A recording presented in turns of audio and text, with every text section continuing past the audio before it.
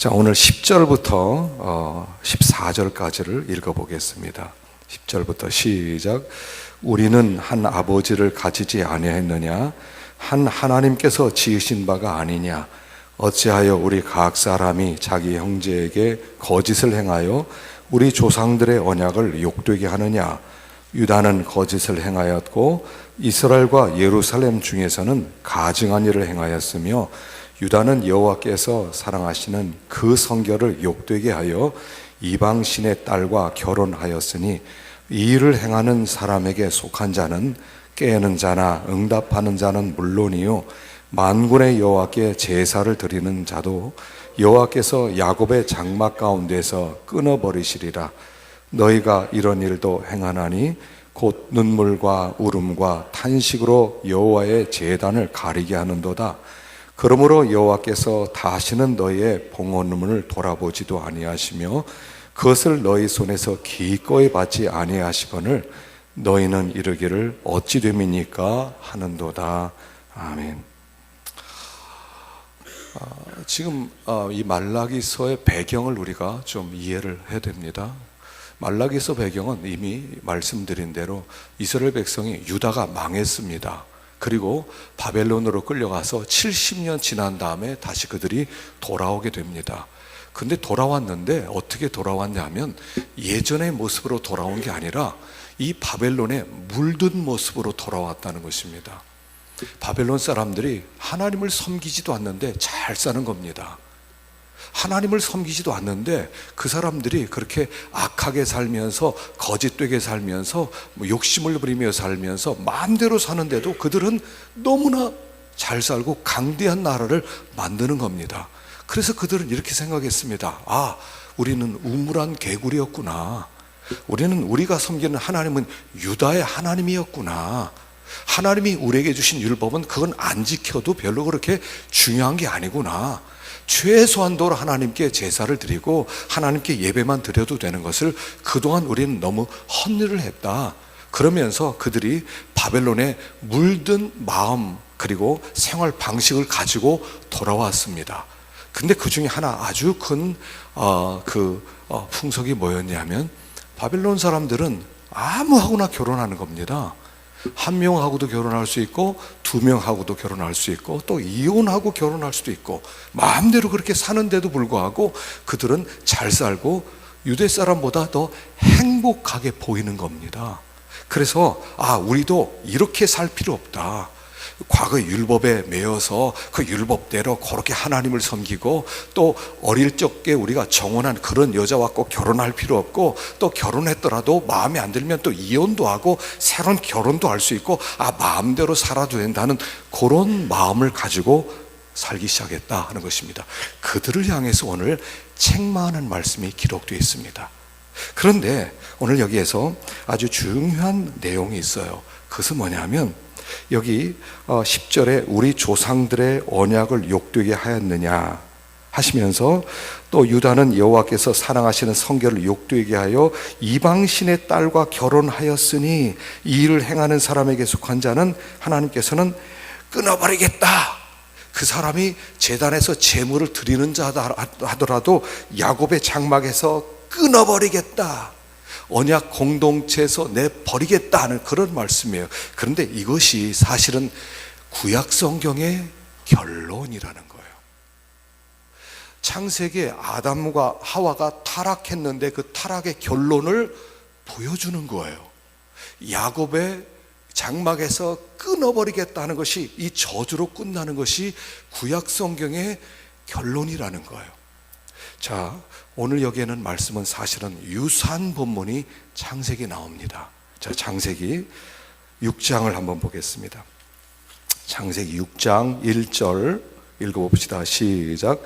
사람이 땅 위에 번성하기 시작할 때 그들에게서 딸들이 나니 하나님의 아들들이 사람의 딸들의 아름다움을 보고 자기들이 좋아하는 모든 여자를 아내로 삼는지라.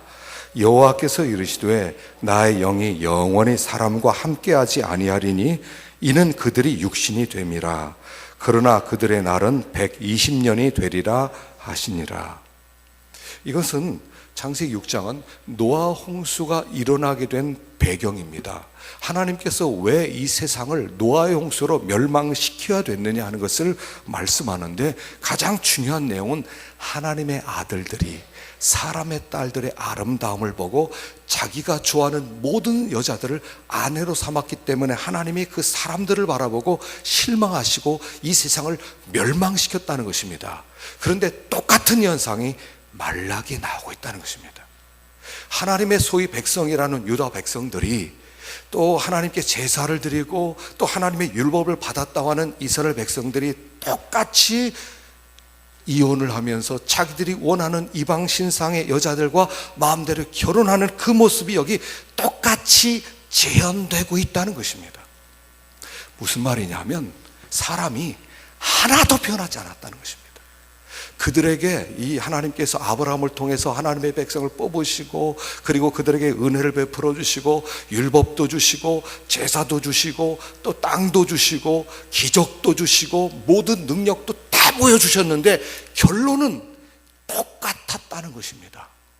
창세기에 있었던 사람들이 한 4,000년이 지났거든요. 창세기에서 말라기까지는 4,000년이에요. 4,000년 지났으면 그들이 좀 변하고 그들이 좀 이제 하나님의 아들들이 아들답게 되어야 되는데 전혀 변하지 않았다는 것을 지금 고발하는 것입니다. 그게 구약의 결론이에요. 구약의 결론은 뭐냐면 이것입니다. 타락한 인간의 본성은 하나도 변하지 않았다는 것이에요. 그걸 지금 결론으로 말라기에서 고발하는 거예요. 그래서 결론은 뭐예요? 마지막 말라기의 단어는 헤렘이란 단어예요. 헤렘이란 단어는 저주란 단어예요. 타락한 인간은 저주를 받아야 된다. 이게 구약 성경의 결론이라는 거예요. 오늘 그 얘기를 지금 고발을 하는 거예요. 사람은 지금 이들이 이렇게 했기 때문에 야곱의 장막에서 하나님께서 쫓아내버리고 더 이상 하나님이 그들을 받지 아니하시고 이들은 멸망을 받아야 된다 하는 것이 인간의 운명이라는 것을 가르치고 있는 거예요. 사람은요 하나도 안 변했습니다. 타락한 육체를 가진 인간은 하나도 변하지 않았다는 거예요. 지금 과학 문명이 좀 발전하고 또 이렇게 여러 가지 새로운 지식들이 들어오면서 사람이 좀 변했을 것이다. 하나도 사람은 변하지 않는다는 거예요. 사람은 소망이 없다는 것을 얘기하는 거예요. 지금 이들의 상태는 하나님께서 노아의 홍수로 멸망시켜야 될 그 상태와 지금 말라기 상태가 똑같다는 거예요. 그래서 야곱의 장막에서 끊어진다는 말씀이 나오는 거예요. 그런데 이것이 오늘 우리들의 모습이라는 거예요. 신앙생활이라고 하는 게 뭐냐면요, 자꾸 보니까 그래요. 신앙생활은 이거예요. 죄를 발견하는 게 신앙생활이에요. 나이를 많이 먹었다는 것은 뭐예요? 내 죄가 굉장히 크다는 것을 알게 되는 것, 그게 우리가 신앙생활을 하는 거예요. 내가 죄가 없다 이런 게 아니에요.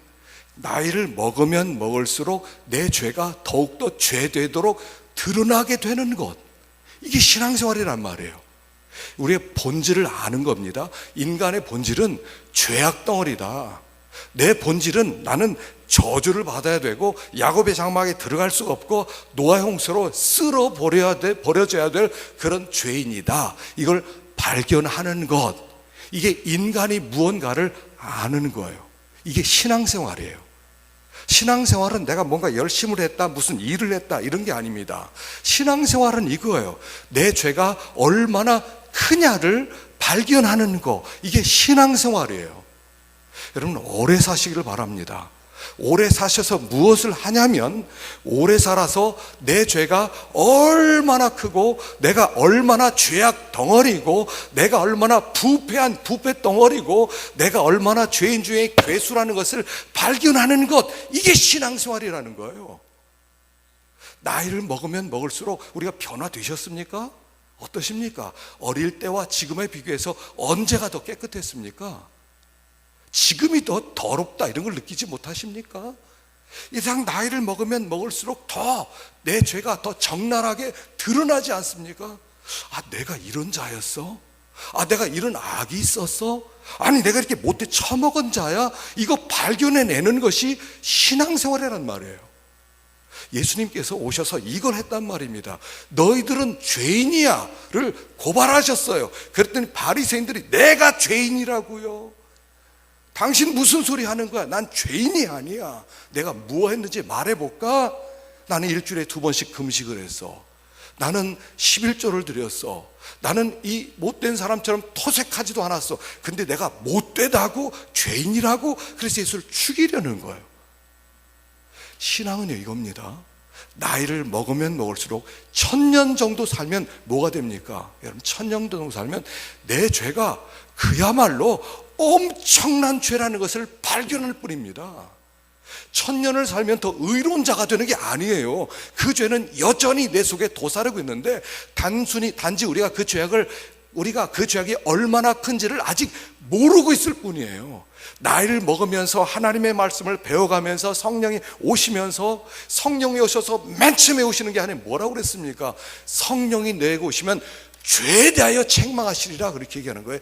죄에 대해서 너희의 죄가 얼마나 큰지 보여줄까? 그래서 성령이 오시군요. 미국에서 대각성운동이 벌어졌을 때 어떤 일이 벌어졌냐면, 말씀이 선포되고 성령이 임했더니 사람들이 기절해버리더라는 거예요. 내 죄가 이렇게 컸어? 아, 내가 이렇게 못돼 먹은 놈이었어? 그리고 기절해버리는 거예요. 그 죄가 너무너무 더러워서. 신앙생활이 요거예요. 신앙생활은 내 죄가 얼마나 크다는 것을 발견하고 그리고 회개하는 생활이 신앙생활이에요. 기도는 뭐냐면 하나부터 10까지 회개. 그냥 계속 엎드려서 기도하는데 죄밖에 생각이 안 나는 거예요. 첫 번째도 죄, 두 번째도 죄, 세 번째도 죄. 성령이 계속해서 죄를 보게 해주시는 거예요. 그래서 하나님, 나는 왜 이렇게 죄가 많습니까? 하나님, 저는 정말 죄가 너무나 많은 죄덩어리군요. 이걸 발견하면 믿음이 좀 있는 거예요. 그런데 몰라요. 이걸 내가 죄가 얼마나 큰지 몰라. 나이를 헛먹은 거예요. 헛먹은 거. 나이를 먹으면요, 죄가 발견돼요. 신앙생활을 제대로 하고 성경을 제대로 읽으면 죄가 발견돼요. 이 세상에 누가 죄인이 아니라 내가 죄인이라는 것을 알게 되고 놀라는 거예요. 하나님, 내가 이런 죄인이었습니까? 이런 죄인이 이렇게 떳떳하게 살았단 말입니까? 하나님, 이거 어쩌려고 내가 이런 죄 가운데 있는 것입니까? 자기 대해서 절망을 하는 거예요. 이게 구약의 끝이에요. 그리고 신약이 시작되는 거예요. 그리고 어찌할 수 없는 그 죄 때문에 예수님이 오시는 거예요. 자, 여기 로마서 3장 10절 읽어보십시다. 로마서 3장 10절 시작. 기록된 바 의인은 없나니 하나도 없으며 깨닫는 자도 없고 하나님을 찾는 자도 없고 다 치우쳐 함께 무익하게 되고 선을 행하는 자는 없나니 하나도 없도다. 여기 하나도 없도다. 의인은 없나니 하나도 없도다. 선을 행하는 자는 없나니 하나도 없도다. 그러면은 우리는 이렇게 생각해요. 성경은 때때로 좀 과장을 해서 우리에게 뭔가를 메시지를 좀 강력하게 주고 싶어 하는 거야. 이건 과장이 아니에요. 액면 그대로 사실이에요. 의인은 하나도 없는데 완전히 하나님 앞에 하나님의 진노를 쌓는 죄인이라는 것을 보여주는 거예요. 그 죄가 얼마나 큰지 영원히 지옥에서 그 불덩이 속에 살더라도 우리의 죄를 갚을 수 없는 죄인이라는 것을 가르쳐 주는 거예요. 그래서 신앙생활 자꾸 하는 가운데 뭐예요? 죄만 나와요.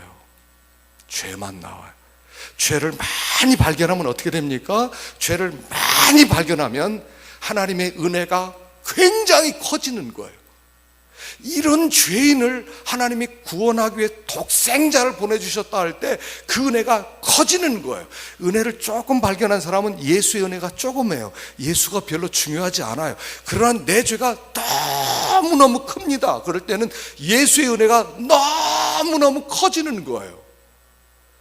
그래서 신앙생활은 뭐냐면 죄를 깨닫는 거고 죄를 회개하는 거고 주님의 은혜가 얼마나 큰 건가를 알게 되는 거, 이게 신앙생활이란 말이에요.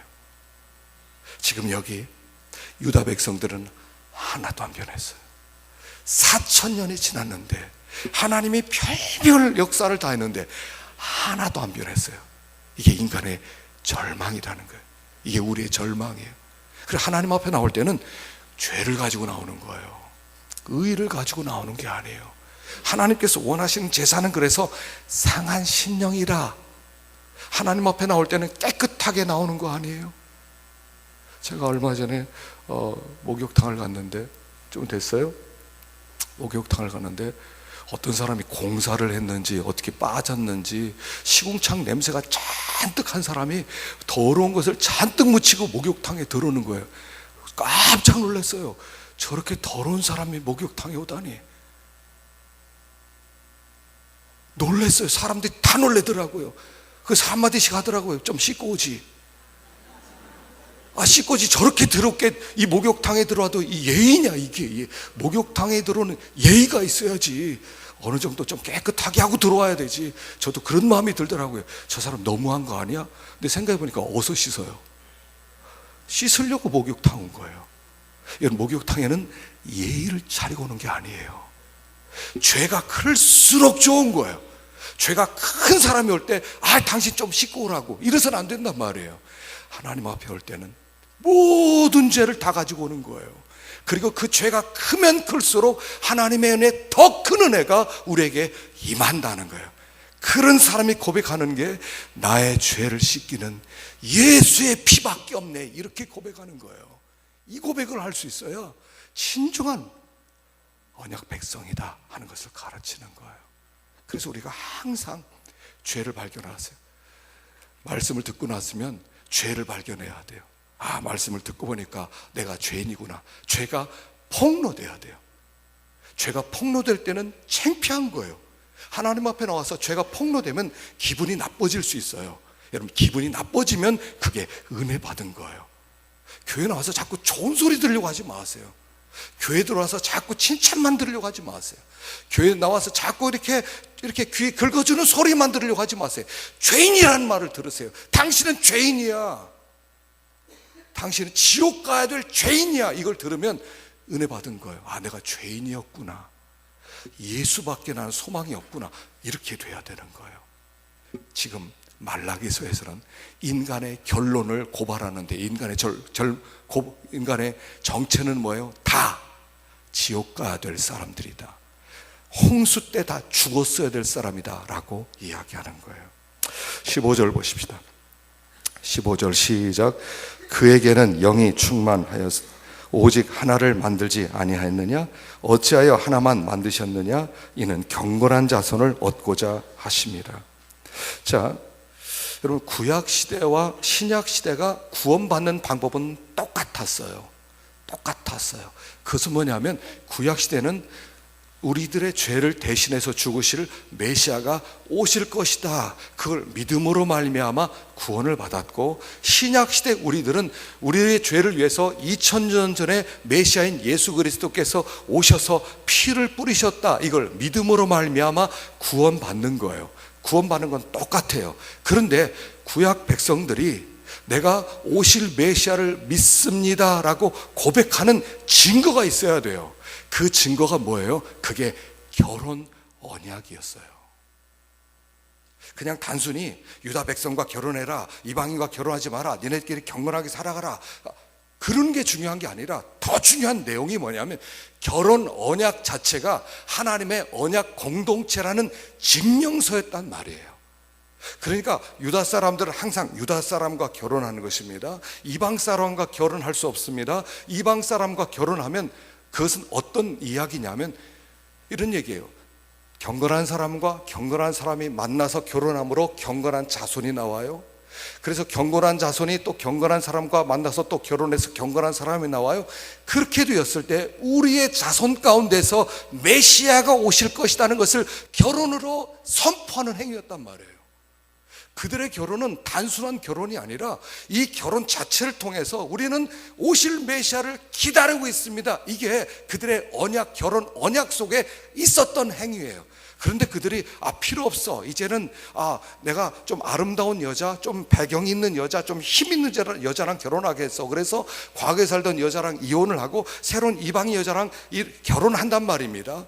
그 얘기는 나는 더 이상 오실 메시아에게 관심이 없습니다. 오시든 말든 나는 여기서 내가 원하는 대로 나를 기쁘게 하며 살겠습니다 라는 고백이었단 말이에요. 그러니까 이 사람들이 이 결혼 언약을 깼다는 것은 하나님의 언약 공동체에서 벗어나져 나가는 아주 굉장히 치명적인 죄악이었다는 것을 가르쳐 주는 거예요. 그래서 오실 메시아가 나를 구원할 것입니다. 그 증거로 경건한 여자를 만나서 결혼을 하고 경건한 자손을 낳으면서 너의 후손대에서 메시아가 올 것이다. 아브라함이 이삭을 낳으면서 너의 후손에게서 메시아가 올 것이다. 그러면서 사라랑 결혼하는 거예요. 하갈과 결혼했을 때 하나님께서 싫어하시는 거예요. 근데 지금 이스라엘 백성들이 그렇게 결혼 언약을 깨뜨리고 이방 여자 자기들이 원하는 대로, 여기에 가장 중요한 그 마음속에 뿌리에 뭐가 있었습니까? 불순종이 있었다는 거예요. 거역이 있었다는 거예요. 하나님, 더 이상 하나님이 시키는 대로 살지 않겠습니다. 저는 저입니다. 제가 원하는 대로 저를 즐겁게 하기 위해 살겠습니다 라고 했던 고백이 이방인과 결혼이었다는 거예요. 이것이 신약시대에 왔을 때 우리 언약 공동체 속에서는 어떻게 나타나는 것입니까? 이 언약 공동체로서 우리가 오신 메시아를 믿습니다 했을 때는 그 고백이 우리의 삶에서 순종으로 나타나야 된다는 거예요. 순종으로. 그래서 우리 언약 공동체, 지금 우리가 이렇게 모여있는 우리들을 언약 공동체라고 부르는 거예요. 예수 그리스도께서 우리를 구원하십니다. 그가 다시 오셔서 우리를 하나님 나라로 이끌으실 것입니다. 그 고백으로 우리가 모여있으며 하나님의 말씀을 듣는 거예요. 들어서 뭐 어쩌겠다는 것입니까? 좀 즐겁게 인생을 살아간 지혜 좀 얻을 것입니까? 그게 아니에요. 하나님 말씀하십시오. 우리가 그 말씀을 따라 살겠습니다는 언약 공동체는 순종 공동체가 된다는 의미예요. 그래서 하나님 나라, 이 교회는 아주 독특한 사람들의 모임이에요. 여기 와서는 순종을 배우는 거예요. 하나님 순종을 가르쳐 주십시오. 우리는 근데 본질적으로 어떻습니까? 우리의 마음 가운데는 패역이 있어요. 패역이 교만이고, 교만이 거역이고, 거역이 불순종으로 나오는 거예요. 이게 우리의 본질이에요. 우리는 다 싫어요. 내가 원하는 것만 하고 싶어요. 그런 말 하지 말라는 거예요. 내가 하든 원하는 대로 살겠다는 거예요. 이게 우리의 본질이에요. 근데 교회는 그런 곳이 아니에요. 예를 배우는 곳이에요. 예. 교회 와서요, 예를 배우셔야 됩니다. 예, 순종하겠습니다. 그래서 예수를 믿으면 순종을 배워가요. 성령이 오셔서 하시는 일이 뭐냐면 우리 마음 가운데 이 거역, 패역, 교만을 제거하시고 예를 가르쳐 주시는 일을 하시는 분이 성령님이셔요. 자, 에스겔서 36장 26절, 아마 이거 1년에 아마 10번 이상 나오는 성경 구절입니다. 읽어보십시다. 시작. 또 새 영을 너희 속에 두고 새 마음을 너희에게 주되 너희 육신에서 굳은 마음을 제거하고 부드러운 마음을 줄 것이며 또 내 영을 너희 속에 두어 너희로 내 율례를 행하게 하리니 너희가 내 규례를 지켜 행할지라. 새 영이 들어오셔서 무슨 일을 하세요? 굳은 마음을 제거하세요. 그래서 성령이 임하셨다, 성령이 왔다 그럴 때는 굳은 마음이 제거되는 거예요. 이 굳은 마음이 뭐냐면 여러분, 이게 착한 것을 얘기하는 게 아니에요. 예수 안 믿는 사람 중에 착한 사람이 있어요. 성품이 좋은 사람이 있어요. 여러분, 그런 게 아니에요. 성격이 좋고 착한 사람도요, 영적인 일에 있어서는 교만이 도사리고 있어요. 착한 사람이 영적인 일만 얘기했더니 화를 내는 거예요. 왜 그래요? 그 안에 굳은 마음이 있어서 그래요. 하나님의 성령이시면 그런 굳은 마음, 강팍과 패역을 제거하시는 거예요. 그래서 그 사람이 부드러워져요. 그리고 예수를 믿어서 성령을 받은 사람을 보면 부드러워져요. 변했다 하는 것이 뭐예요? 그 사람이 부드러워지는 거예요. 전 지금도요, 우리 김매물 권사님 남편 되는 염은한 집사님이 변화된 걸 보면 지금도 전 신비하다고 생각해요. 여러분, 염은한 집사님 아신 분이시죠? 여러분, 이분이 성격이 제가 이제까지 본 사람 중에 가장, 죄송한 얘기, 세상 떠났는데, 죄송합니다. 정말 괴팍한 사람이에요. 이런 사람 제가 처음 봤어요. 앞으로도 못 볼 거예요. 맞습니까? 어떻게 이런 사람과 살았는지 몰라요. 우리 권사님 이름이 매물이에요. 매물. 팔렸어.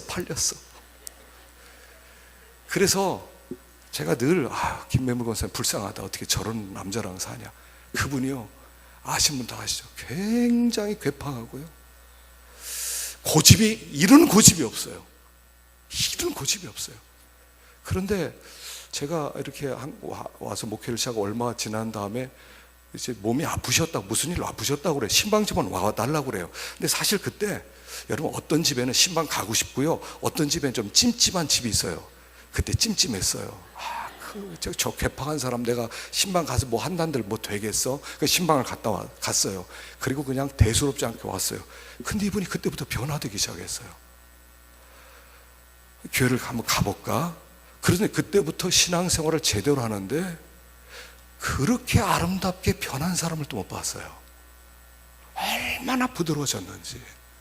하나님밖에 모르고 교회밖에 모르고 세상 떠날 때도요, 완전히 천사처럼 세상을 떠났어요. 전 지금도 그게 아주 궁금해요.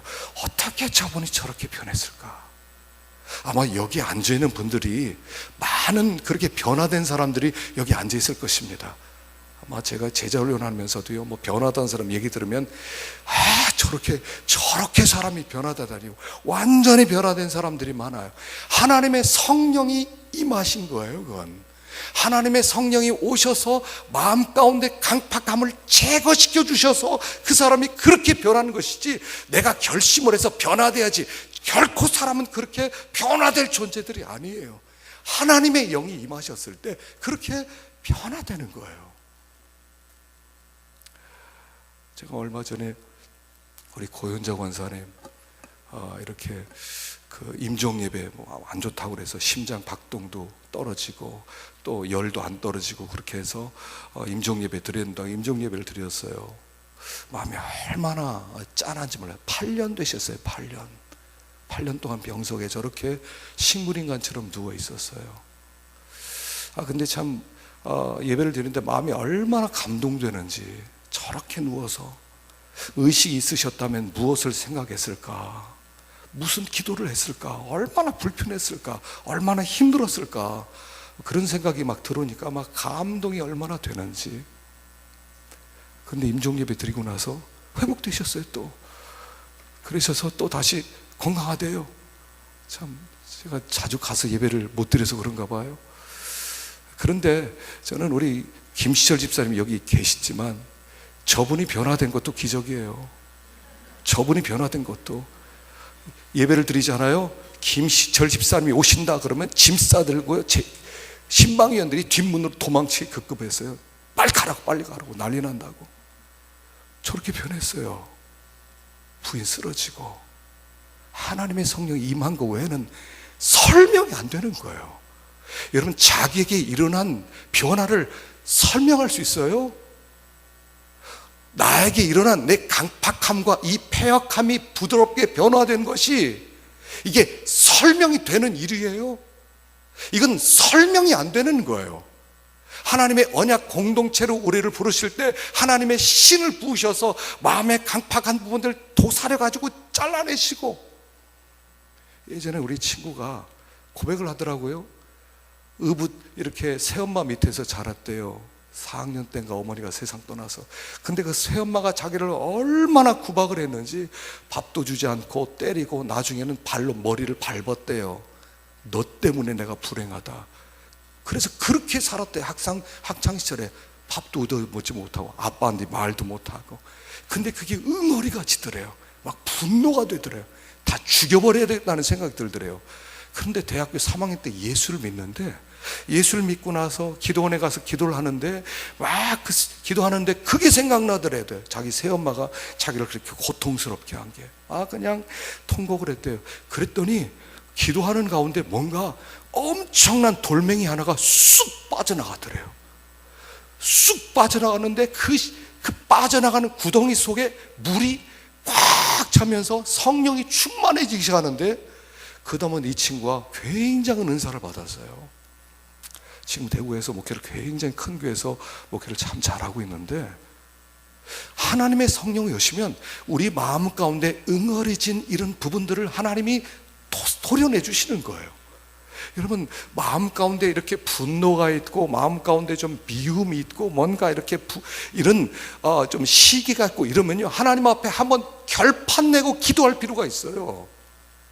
하나님, 이 강팍한 부분들 한번 수술해서 도려내 주십시오 하고, 그걸 빠져나갈 때까지 하나님 앞에 엎드릴 필요가 있다고요. 믿는 사람이 저렇게 강팍해서 되겠어요? 그렇게 교만하고 거역해서 되겠어요? 한번 하나님 앞에 결판 내야지요, 한번. 그래서 양처럼 부드럽게 되는 이런 역사가 한번 있어야 돼요. 그래 언약 백성이지. 그가 그 강팍함을 가지고 앞으로 무슨 일을 저지를지 모르는 거예요. 여기 있는 것처럼 이 사람들이 그 강팍함과 패역함으로 언약 공동체에서 벗어나기 위해서 자기 아내와 이혼을 하고 새로운 이방 여자랑 결혼하는 이런 일도 벌어질 수 있다는 거예요. 이 강팍이 있을 때요, 저는 예수 믿는 사람이 자살하는 것을 볼 때 저는 이해가 가요. 제가 기도할 때요, 때때로 그런 기도도 합니다. 하나님, 저는 자살하지 않게 해주세요. 여러분, 아이 설마 그 목사님이 강팍이 있으면 자살 못합니까? 무슨 일이든지 할 수 있는 겁니다. 하나님 앞에 간구해도, 하나님, 이 강팍함을 주님의 성령께서 제거해 주시지 않으면 나는 죽습니다. 이 사람들이 이 강팍과 교만과 이 패역이 이들이 이런 악을 행하게 만들었어요. 조상 대대로 내려온 있을 수 없는 그런 문화가 들어와서 사람을 뒤집어 버리는 거예요. 우리 사회가 어떤 사회입니까? 믿는 사람들이 앞으로 무슨 일이든 저지를 수 있는 그런 문화 아닙니까? 다 선거 마치자마자 서울시에서는 동성연애 퀴어 그 동성연애 축제를 허락을 했어요. 마음대로 하십시오. 이제 어떻게 돌아갈지 모르는 세상이에요. 우리 가운데 이 패역이, 이 거역이, 이 교만이, 이 불순종이, 이것이 잘라내지지 않으면, 이게 잘라내서 나가지 않으면 앞으로 무슨 일이든 다 저지를 수 있는 악한 자가 될 수 있다는 것을 알아야 된다는 얘기예요. 이들이 이렇게 말라기서 이렇게 타락한 시대로 끝날이라고 누가 생각했겠습니까? 또 우리는 예외예요. 항상 말했으면 나는 예외, 난 아닐 거야. 예외 없어요. 다도 예외 아니에요. 미국의 어떤 목사님이 자살했다는 얘기를 듣고요, 잊혀지지가 않아요. 오죽 힘들었으면 자살했겠냐, 목사가. 그 사람 죽은 다음에 교인이 더 부흥했어요. 그 목사님 설교만 듣겠다고 맨날 그 동영상 틀어주고요, 담임 목사 모시도 않아. 근데 교인이 더 모였어요. 서울에 교회도 생기고 부산에도 교회 생기고, 죽었는데 교회가 생겨요. 살아있을 땐 너무너무 힘들었는데. 여러분, 예외 없어요. 우리 마음에 강팍이 제거되지 않으면 하나님 앞에 한번 결판 내서, 하나님, 저는 강팍한 자입니다. 하나님, 언제까지 이렇게 강팍하게 내가 살겠습니까? 이 강팍 제거되지 않으면 결론에 가서 언약 백성에서 떠날 수도 있다는 것을 아셔야 돼요. 언약 공동체고 뭐 필요 없어. 다 필요 없어. 내 명예가 제일이야, 내 이름이 제일이야, 내 즐거움이 제일이야, 그럴 수도 있는 우리란 말이에요. 하나님 앞에 이걸 놓고 기도해야 돼요. 여러분, 기도 제목이요, 많은 거 필요 없습니다. 요새 저는 기도할 때 한 3가지 기도 제목 가지고 2시간 동안 기도해요. 한 3가지 기도, 뭐 많이도 필요 없더라고요. 한 3가지 제목 놓고 기도하는 거예요. 하나님, 나 왜 이렇습니까? 하나님, 이게 문제입니다. 이 죄악이 안 빠져나갑니다. 하나님, 이거 어떻게 하면 좋습니까? 제가 기도일기를 쓰기 시작했어요. 첫날 오늘 이 3가지로 기도했다, 그 다음에 이 3가지로 기도했다. 그 3가지를 가지고 기도하는 거예요. 그렇게 그냥 한 3가지만 넣고 기도하더라도 2시간이 훌쩍 지나가 버려요. 무슨 많은 기도 제목 뭐 필요해요? 하나님 앞에 한 문제를 가지고 간절히 엎드리는 거예요. 하나님, 내가 이거 참 왜 이렇습니까? 내가 이게 문제입니다. 그렇게 나오는 거예요. 그렇게 신앙생활 해 나가는 거예요. 그렇게 하나님께 나가는 거예요. 그 회개 속에서 하나님이 은혜를 부어주시는 거예요. 자, 우리 16절 마지막으로 읽어보십시다. 시작. 이스라엘의 하나님 여호와가 이르노니 나는 이혼하는 것과 옷으로 학대를 가리는 자를 미워하노라. 만군의 여호와의 말이니라. 그러므로 너희 신령을 삼가 지켜 거짓을 행하지 말지니라. 자, 여기에 15절, 16절에 사실 뒷부분에 이렇게 제가 15절에서는 지웠는데요, 16절 뒷부분에 있는 대로 그러므로 너희 심령을 삼가 거짓을 행하지 말지어다, 이렇게 심령을 지켜라 하는 거예요. 심령을 지켜라. 심령을 지키지 못했기 때문에 거짓이 나왔고 이런 괴사가 나왔고 이런 언약을 어기게 되었고, 심령을 지켜라. 심령을 지켜라. 그래서 우리가 이 심령을 이제부터 지켜야 돼요. 심령. 여기 몇 절입니까? 그 11절에 보면, 우리 11절을 다시 한번 좀 읽어보십시다. 11절 읽어봅시다. 시작. 유다는 거짓을 행하였고 이스라엘과 예루살렘 중에서는 가증한 일을 행하였으며 유다는 여호와께서 사랑하시는 그 성결을 욕되게 하여 이방신의 딸과 결혼하였으니, 여기 유다는 여호와께서 사랑하시는 그 성결을 욕되게 했다는 그 성결이라는 것이 원래 단어는 어떤 뜻이냐면 sanctuary, 성소란 뜻이에요. 성소. 하나님이 사랑하시는 그 성소를 욕되게 했다, 이렇게. 그 성소가 뭐예요? 성소는 지성소를 얘기하는데 하나님이 임재하시는 거예요. 그게 뭐냐면 마음이라는 거예요. 마음. 이제 하나님의 임하시는 그 성소, 그 마음을 너희들이 지켜라, 이런 얘기를 하는 것입니다. 그래서 우리가 하나님께서 임하시는 성소인 마음을 지켜야 돼요. 자, 여기 잠언서 4장 23절 우리 잘 아는 말씀입니다. 다시 한번 읽어보십시다. 시작. 무릇 지킬 만한 것보다 더욱 내 마음을 지키라. 생명의 근원이 이에서 남이니라. 세상에 지킬 게 많지 않습니까? 우리들이 재산도 지켜야 되고, 건강도 지켜야 되고, 자녀도 지켜야 되고, 직장도 지켜야 되고, 여러분 지킬 게 많이 있잖아요.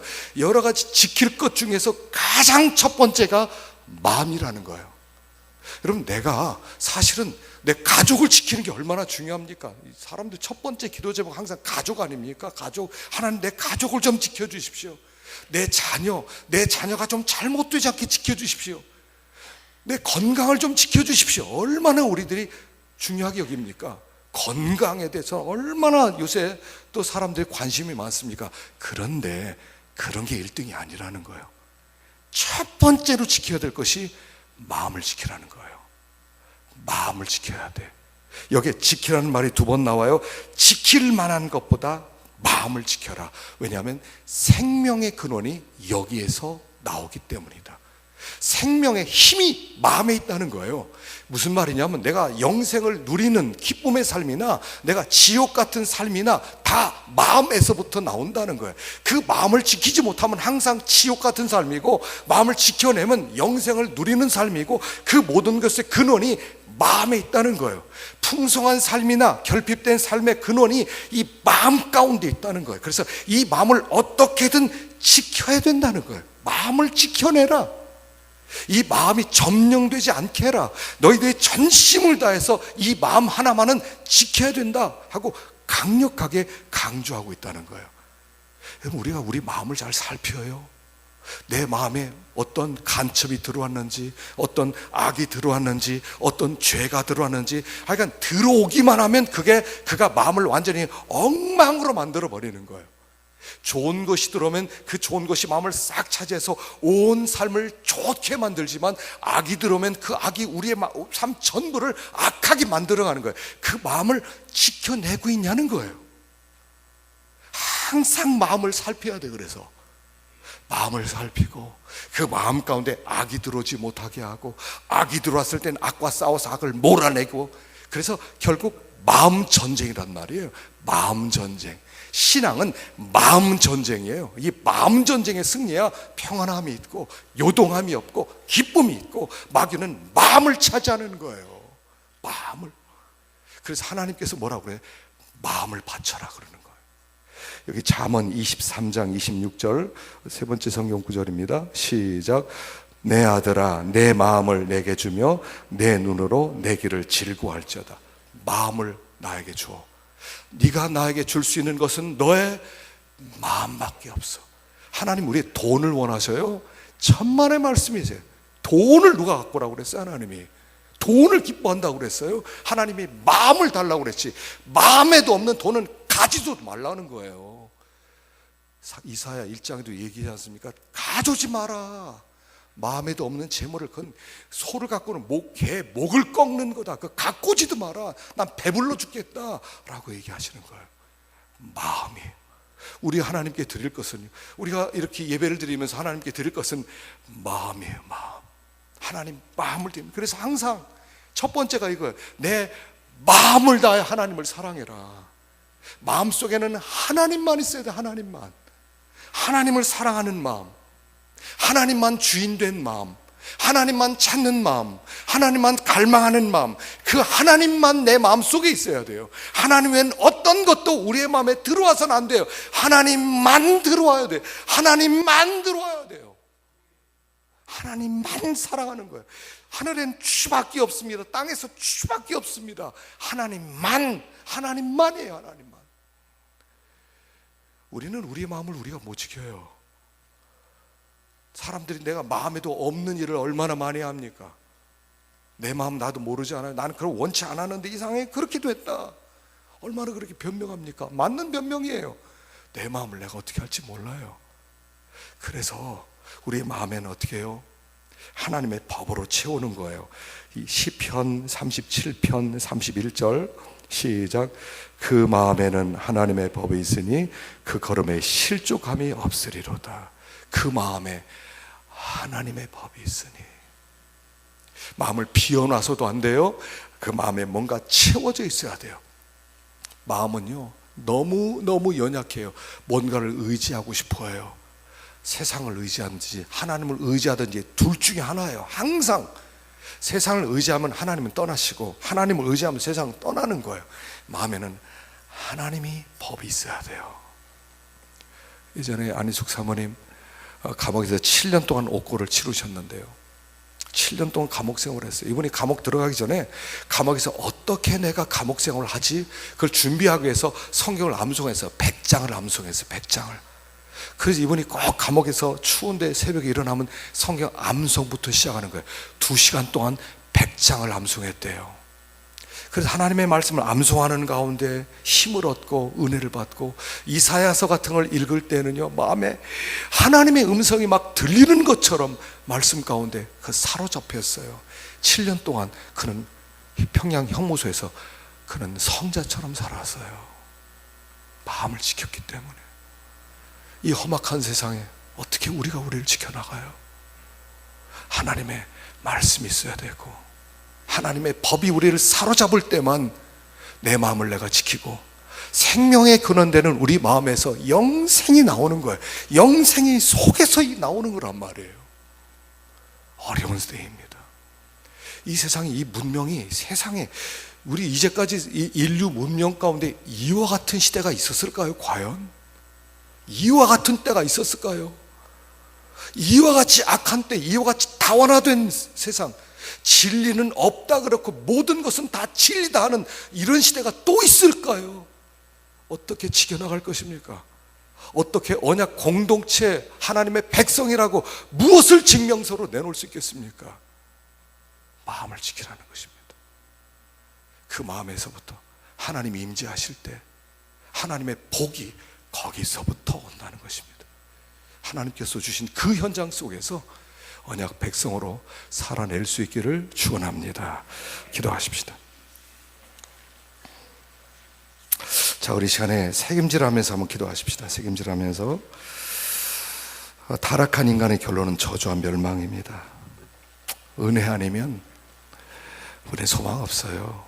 우리는 죄악 덩어리입니다. 이걸 발견해야 인간을 아는 겁니다. 인간은 죄악 덩어리입니다.